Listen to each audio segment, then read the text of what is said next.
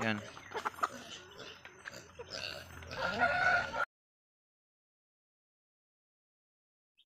Good morning mga ka-farmer. Time check, 6 AM in the morning. Kita nyo naman yung kapaligiran natin. Napakalamig para tayong nasa Baguio City. So nagpakain na nga pala ako ng mga inahin at mga sisiw. Gumagala-gala na sila. Ngayon naman, papakainin ko yung mga free range chicken natin at mga native na sa likod. Ang ipapakita ko sa inyo ay isa sa mga tips para tayo makatipid ng ating pagkain. Ito nga pala yung isa sa mga nakatitipid sa akin. Ito yung saging. Kapatid, sa amin ay bani ang tawag dito. Simple lang yung gagawin natin dito. Ito nga, inatadtad na natin. Pero hindi pa ganyan talaga. Tatartarin natin siya ng pinong-pino para tuloy-tuloy ang pagkain ng ating mga alaga. Ang nakukuha palang sustansya nito, mga ka-farmer, para sa ating alagang manok. Siyempre maganda yung karne niya, maganda yung katawan niya, maganda din yung pangingitlog niya.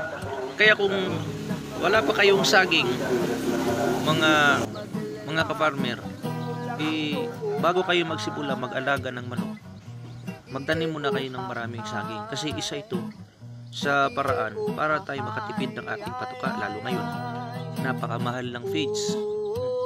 Kaya kung meron kayo dito at meron kayong dara, paghahalo-haluan nyo lang 50% ng saging, 50% ng dara, 50% din ng ating feeds.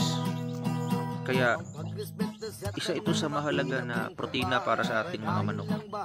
Mamaya magpapakain tayo mga ka-farmer. Papakita ko sa inyo yung paraan ng paghahalo nito. Papakita ko sa inyo ang paraan ng pag-ayak nito para talaga masarapan yung ating mga alaga. Ganito lang yan mga ka-farmer. Tatartarin lang natin ng pinong-pino ito para pati yung mga 1 month old, 2 month old na chicken natin makakain nila ito. Kasi pag hindi natin gagawin ng ganito, pipiliin lang nila yung feeds na yung kakain nila. Kaya para makain nila ng buo kasama ito, kailangan talaga tatartarin ito.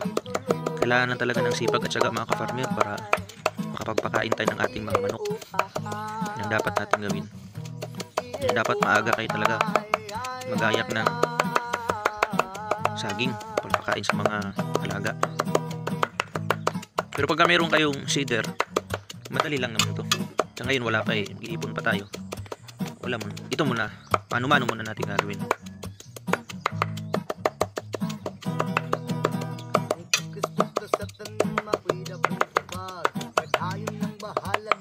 Farmers, tapos na nating magayak.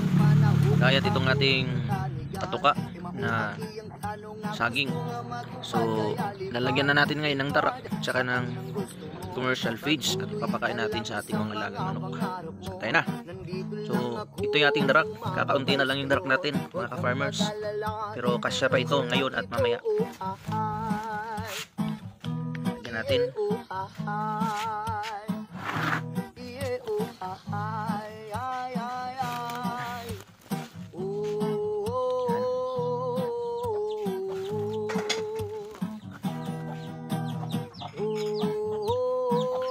Ayan tayong pasok na inahin, no? Lagyan natin ng Gallimax 21. Ito yung ating Gallimax 21. Ayan. Para makatipid tayo. Napakalaking tulong din itong saging mga ka-farmers. Mahal lang feeds na yun. Ayan. Haluin lang natin yan. Pakain natin sa kanila. Yan.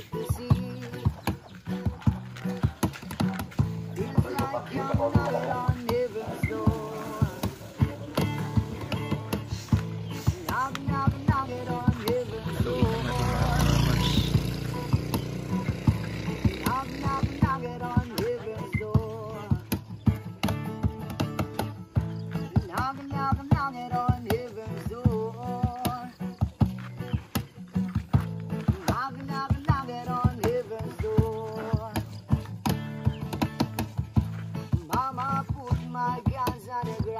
bagong bigyan itong si Tandang namin na basilan. May kasama siya dito. Binibreed ko kasi ito, mga ka-farmers. Mayroon siya kasama dito na inahin. Dalawa sila. Nagbibreed yan. Ito na sila, mga ka-farmers. Pinakain na natin.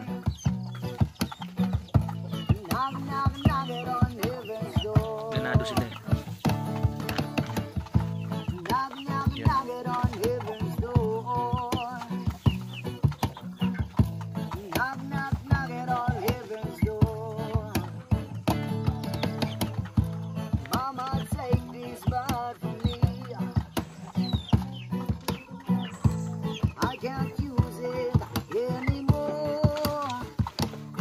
So dito na tayo sa ating mga native, mga farmer.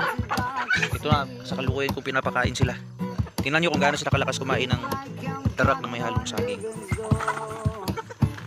Yan.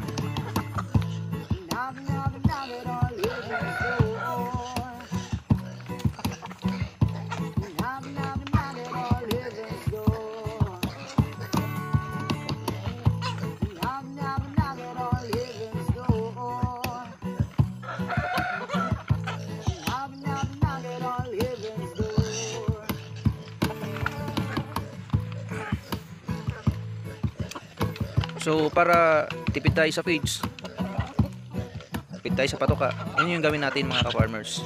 So sana nakapagbigay ng magandang tips itong aking binahagi sa inyo. Sana ay masundan ninyo. Dito na nagtatapos ang ating video at maraming salamat mga ka-farmers.